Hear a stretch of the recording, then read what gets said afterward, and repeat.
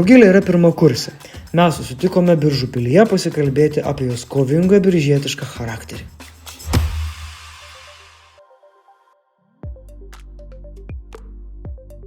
Jeigu būtų vienas sakinys, kuris būtų parašytas ant tavo knygos viršelio, kitoj pusėje, anotacija arba citata, kokia mintis tai būtų šiandien? Galbūt būtų tik Biržuose tokia idilė. Šitas miestas tavo asocijuojasi su idilė? Čia ramu, gerai, man patinka. Tai kur mane atsivežė, Rugilė? Į Astravo rūmų parką. Kuo jisai ypatingas Biržam? Nes gražu ir čia daug kas lankosi ir čia yra viena iš to aplankytinų vietų Biržuose. Kuo jis ypatingas tau? Man ypatingas, kad labai dažnai čia lankaus, labai dažnai vaikštau šituo tiltu.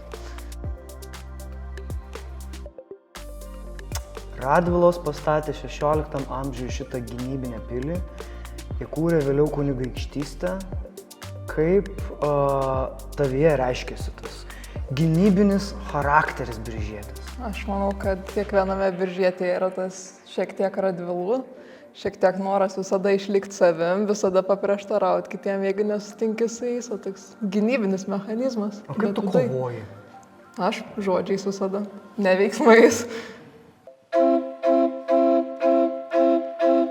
Kristupo Radvilos antrojo organetas. Istorinė replika.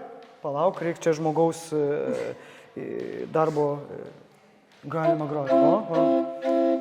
Istorinė replika pagaminta Italijoje už ES pinigus.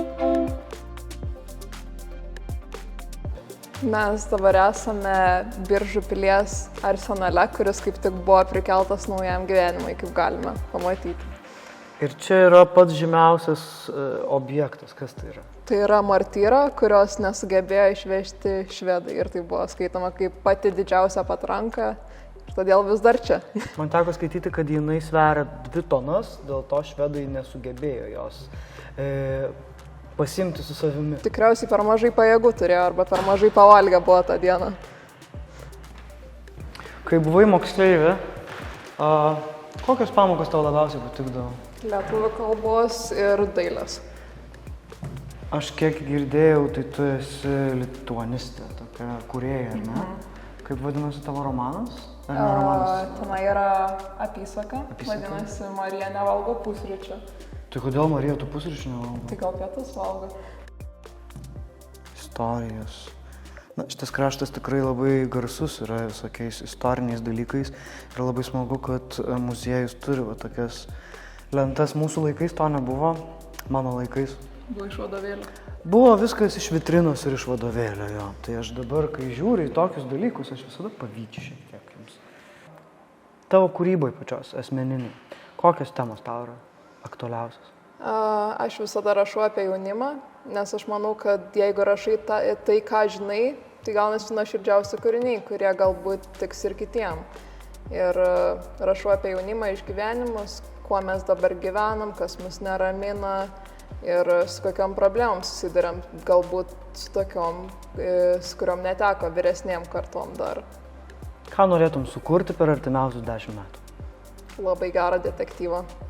Labai noriu parašyti gerą detektyvą, kur neišsiaiškinam, kas yra žudikas iki pat paskutinio puslapio. ES lėšų dėka Biržai atsinaujino.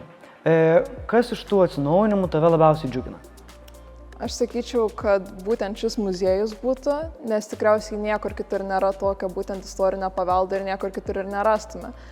Ir galbūt būtų, mano manymu, Kirkilų apžvalgos bokštas, nes tai nėra tik bokštas, bet yra dar ir karstiniai ežerai, didžiulis parkas irgi tikrai labai gera pabūt gamtoj, atsipalaiduoti.